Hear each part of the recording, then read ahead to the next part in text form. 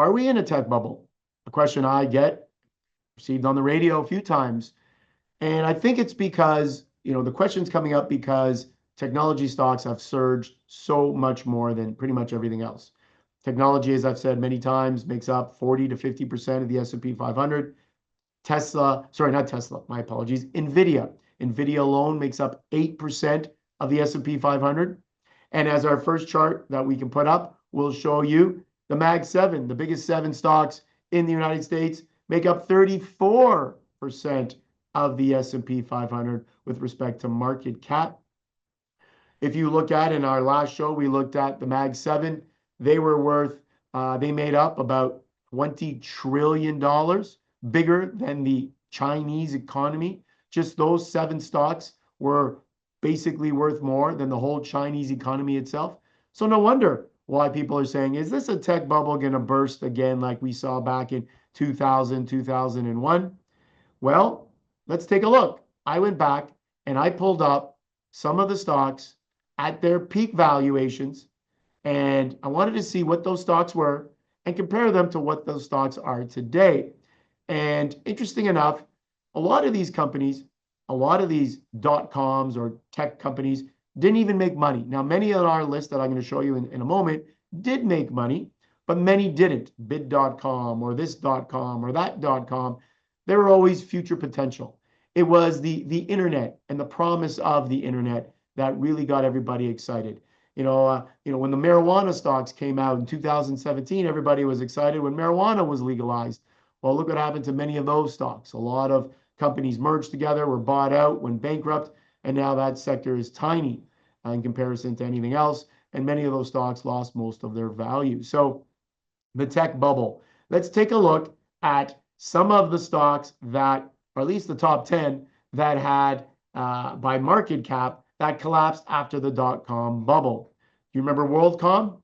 Their CEO went to jail, actually, and $180 billion in 1999, went bankrupt in 2002.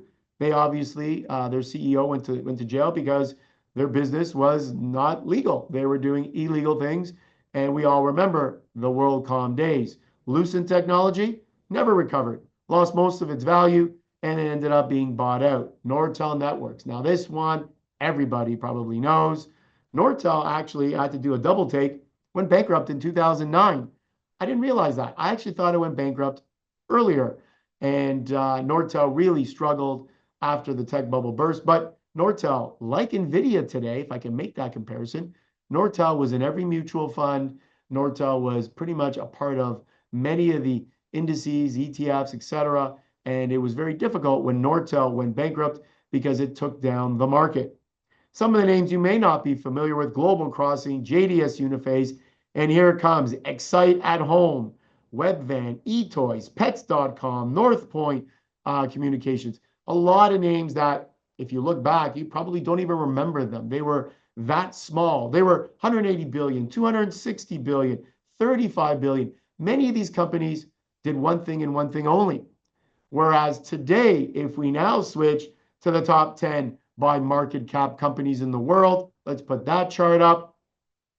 You can clearly see, and this is actually in Canadian dollars, not US dollars. Nvidia is worth about 4.5 trillion US, over 6 trillion Canadian. That's trillion with a T versus the other list, which was billions with a B. Microsoft, Apple, Alphabet, Amazon, Meta, formerly Facebook, Saudi Aramco, that's obviously outside the tech space, WorldCom, Tesla, TSMC, which is your Taiwan Semiconductor.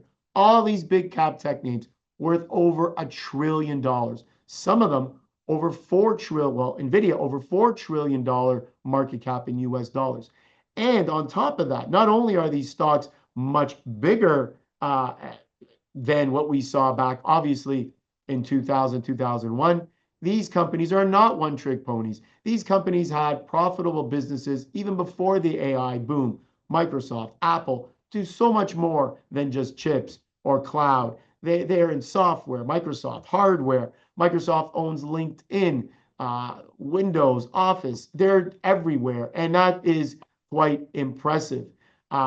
Apple does a lot more as well. Google, their primary business is search.